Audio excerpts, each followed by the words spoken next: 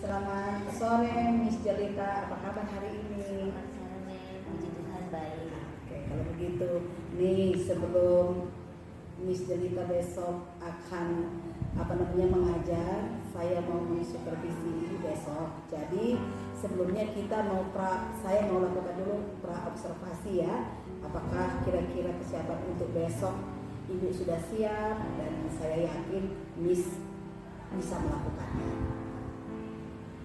Gimana kira-kira ini Bu? Apakah hari ini bahagia? Puji Tuhan, harus bahagia.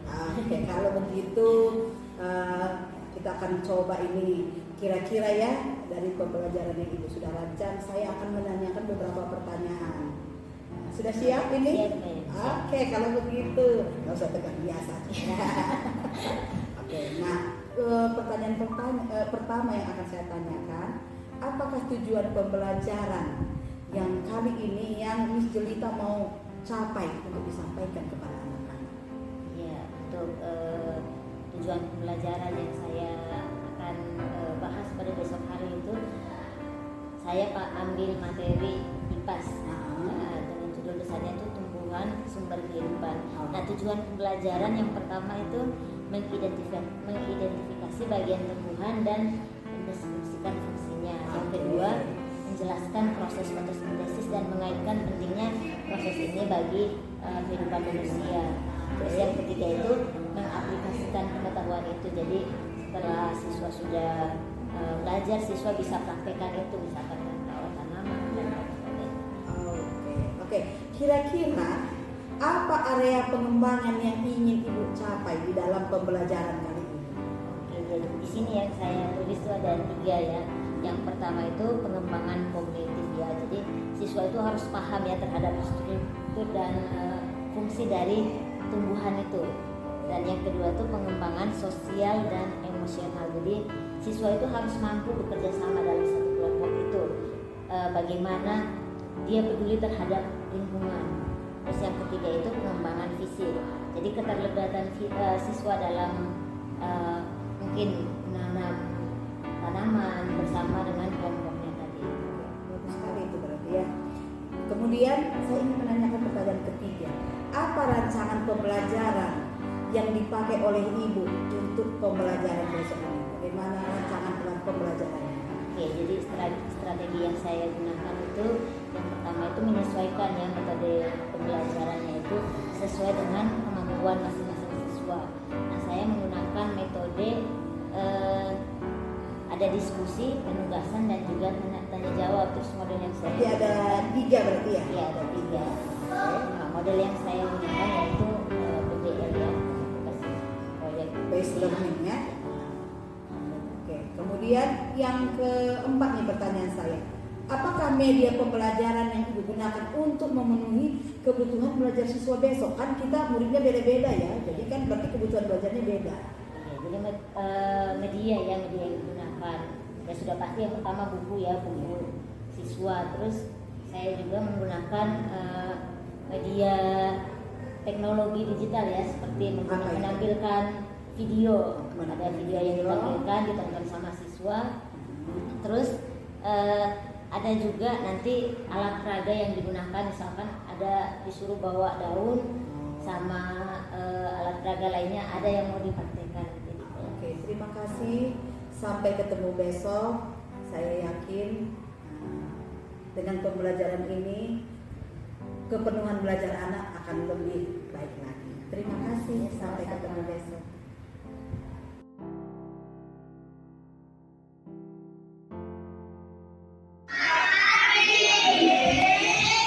Apa kabar hari ini? Baik.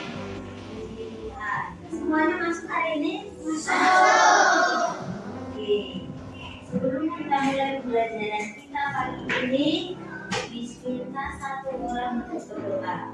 Oke, Marco. Sekarang ini Marco. Yang keras suaranya ya.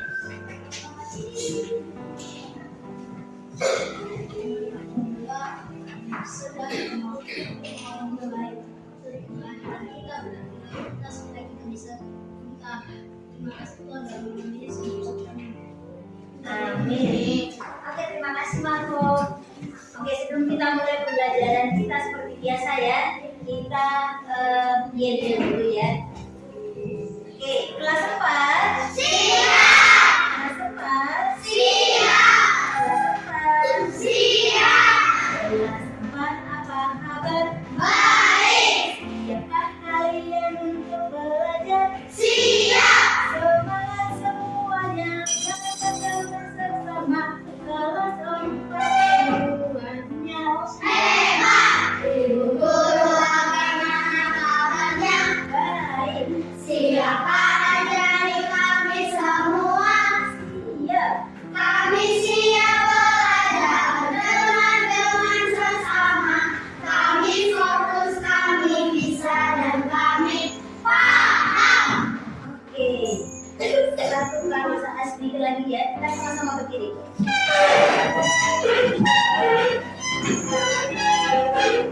Semangat ya. Oke. Tepuk semangat. Dang dang dang. Ding ding ding. Sekali lagi ulang. Oke, tepuk semangat. Ding ding ding, dung dung dung, dang dang dang, ding ding ding, dung dung dung.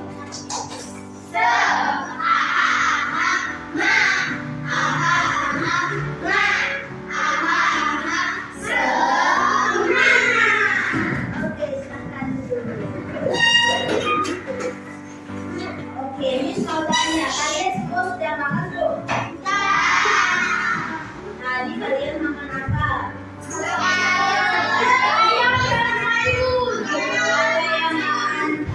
yang makan nasi, ada yang makan buah tadi, ada yang makan sayur. Kalau nasi itu dari apa? Nasi itu dari apa? Itu termasuk apa?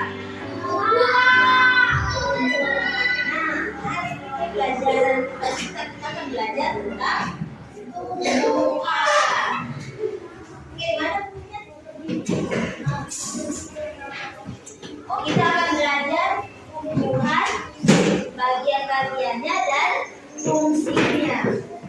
Coba, tumbuhan itu bagian-bagiannya apa aja?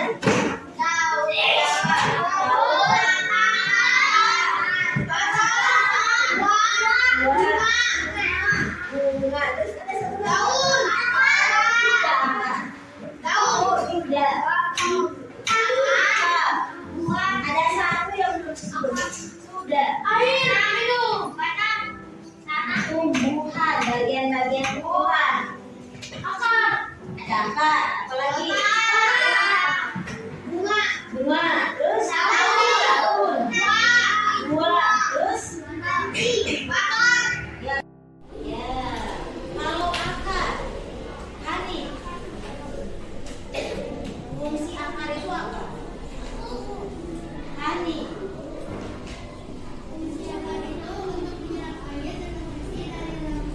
Ya, ya.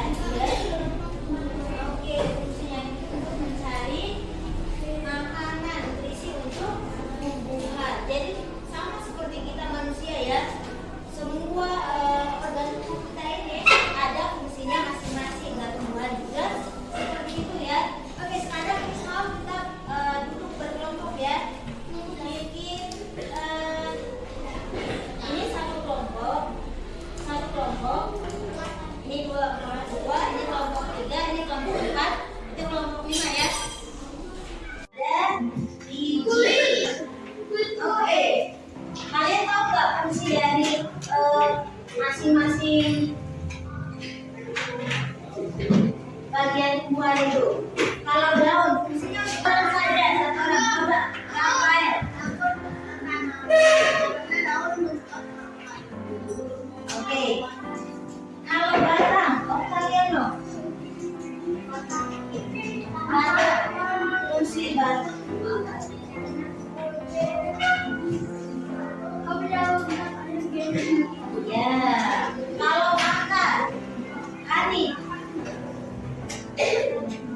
akar itu apa? Hani.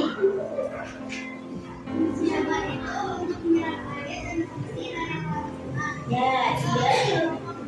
Oke, fungsinya itu untuk mencari dua organ tubuh kita ini ada fungsinya masing-masing dan tumbuhan juga seperti itu ya. Oke, sekarang kita duduk berkelompok ya. Bikin ini satu kelompok, ini dua, ini kelompok tiga, ini kelompok empat, itu kelompok kita ya. Yang ini boleh ada di situ ya, ada di sini. Ini membagikan NKPD teman-teman kelompok kalian. Setelah itu kalian di sini, ini ada kelompok kalian di sini. Nanti perwakilan dua orang berkelompok maju ke depan untuk mempresentasikan ya hasilnya. Oke.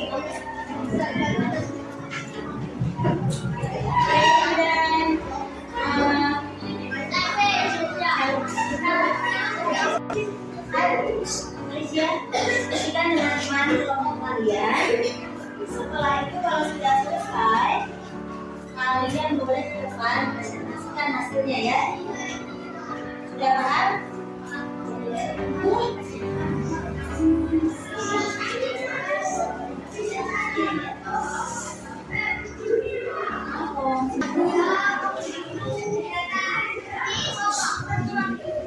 Tidak, itu cuma 3 lembar. Kalian berdiskusi untuk jawab beberapa pertanyaan di sini ya.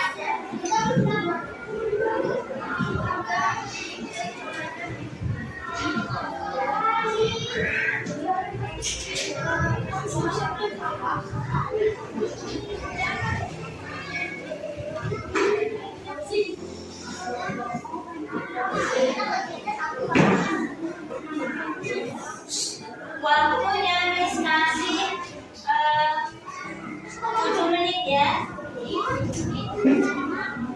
Kalau menulis itu bentuknya seperti apa?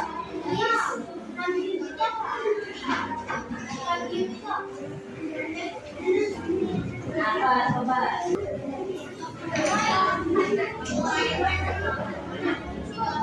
Ini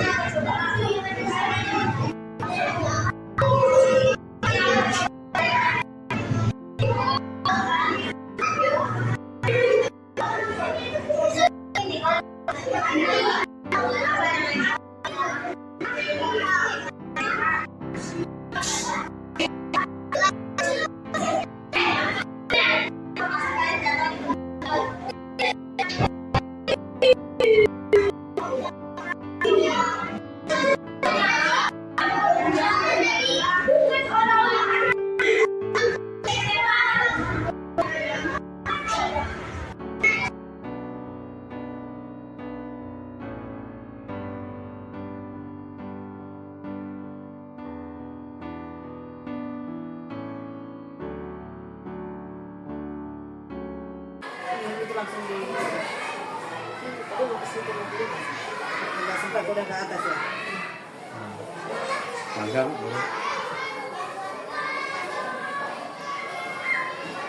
Selamat siang Miss Jelita.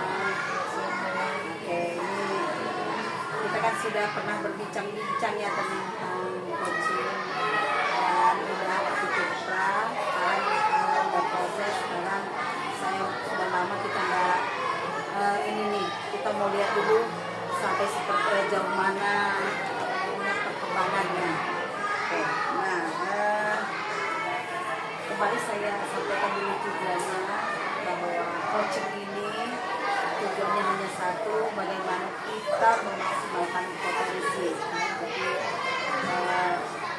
saya tidak menggurui juga, tapi mari kita sama-sama belajar dan menggali di dalam pelajaran kita ini. Nah, tujuan pelajaran kita ini itu melihat pembelajaran yang sudah kita lakukan dan apa yang sudah kita lakukan di kelas. Kita lihat Miss Jelita nanti bisa melihat apa-apa yang sudah dilakukan selama ini. Jadi sudah siap ini, saya mau tanya-tanya beberapa pertanyaan ini. Oke, kalau begitu tujuannya tadi sudah, saya juga nggak mau berlama-lama ya. Kita mulai saja. Nah, setelah Miss Jelita ya di kelas sudah membuat RPP, sudah melakukan mengajar, bagaimana membuat RPP yang baik dan melakukannya. Saya mau tanya ini, kira-kira Miss Jelita merasa ada perubahan nggak, dampak positifnya dari yang sebelumnya sampai ke yang sekarang? Jadi saya mencoba ya mengikuti pembelajaran yang waktu itu sudah dipraktekkan di kelas saya waktu itu. Jadi saya bagi ya sesuai dengan yang bilang waktu itu. Ada anak yang tidak suka menulis, dia hanya mau bermain. Ada anak yang memang suka menulis. Jadi saya bagi kelompokkan sesuai dengan itu Gaya belajar masing-masing. Jadi dengan begitu semua anak jadi ikut berpartisipasi. Jadi yang nulis ya udah dia nulis, yang nggak nulis saya suruh dia untuk lakukan kegiatan yang lain. Jadi mereka semua bisa aktif dan mereka senang, apalagi ditambah kalau pakai ada games kayak gitu mereka lebih senang. Jadi semua aktif berpartisipasi di situ. Tadinya ada satu anak yang memang susah banget mau nulis, mau belajar pun tiap hari harus ditegur dulu, dimarahin dulu. Tapi sekarang dengan mengikuti gaya belajar yang disarankan sama waktu itu, akhirnya bisalah saya mengatasi anak ini. Jadi gaya belajar itu sangat mempengaruhi dampak positifnya gaya belajarnya anak-anak ya. Jadi mereka semua jadi aktif ya. Aktif. Ya, jadi dengan menerapkan ketiga gaya belajar yang saya sudah praktekkan juga dan Miss sudah praktekkan, Miss merasakan bahwa ada dampak positifnya. Ada dampak positif. Begitu ya. Oke. Kira-kira di dalam pembelajaran itu Miss menemukan kendala-kendala nggak, atau merasa lebih enjoy kitanya juga, terlebih anaknya kan, karena ini kan berdampak kepada anak. Ya. Bagaimana kira-kira, apakah anak-anak lebih enjoy? Ya, ada beberapa orang tua yang memang datang ke saya secara pribadi, mereka bilang, "Bu, anak saya senang katanya kemarin pas pelajaran matematika kalian belajarnya tuh pakai game. Dia senang karena dia tuh gak suka menulis kan. Nah pas pakai game dia senang, dia mau seperti itu terus." Terus ada orang tua lagi yang memang anaknya itu dia bisa mau menulis, mau bisa dia tiga-tiganya itu, auditori bisa, mau games juga dia suka. Jadi orang tuanya bilang kalau boleh di apa sih namanya, di mix pembelajarannya, jangan kayak hanya guru aja yang bicara, ada yang bikin game atau apalah, biar anak-anak itu senang. Jadi memang dampak positifnya itu orang tua juga senang, anak, karena anak bilang ke orang tuanya kan. Gitu Jadi ya. mereka senang dengan pembelajaran seperti itu. Ya, berarti dampak positifnya mereka ceritakan ke orang tuanya dan orang tuanya kembali menyampaikan kepada Miss ya. Oh iya iya bagus. Oke. Nah, dari ini apa namanya?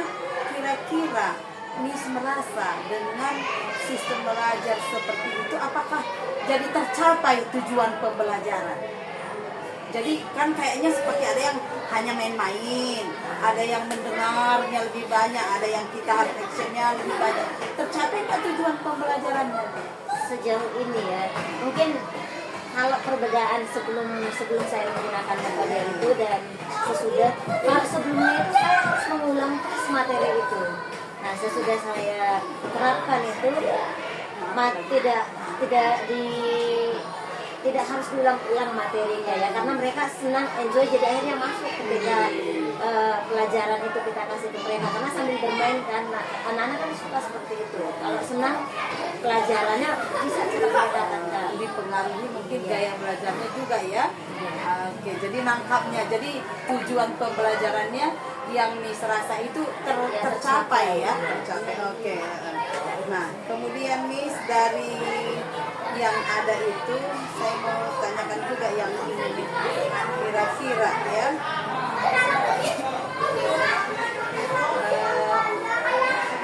Itu anak-anak itu dalam bentuk hayalan atau dengan melakukan itu yang lebih konkret? Apa kalau dengan gaya belajar itu mereka merasa lebih nyata atau hanya sekedar kayak main-main gitu? Atau bagaimana?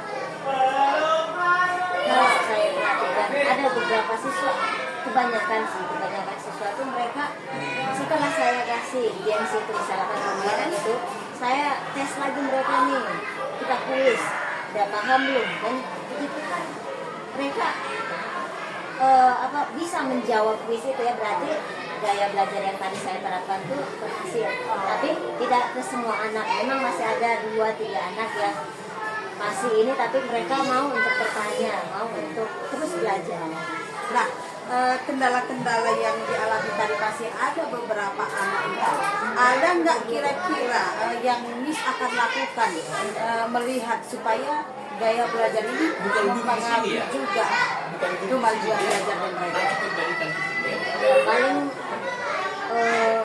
mungkin karena dari dasarnya mereka agak susah yang saya lihat ya, dari yang kelas 3 mungkin mereka untuk matematika khususnya ya, mungkin perkaliannya itu tidak kuat waktu di sebelum-sebelumnya. Jadi itu yang saya sering ajak komunikasi dengan orang tua, kerjasama dengan orang tua di rumah, tolong anaknya mungkin hafal perkalian karena dia belum bisa, jadi kerjasama dengan orang tua juga.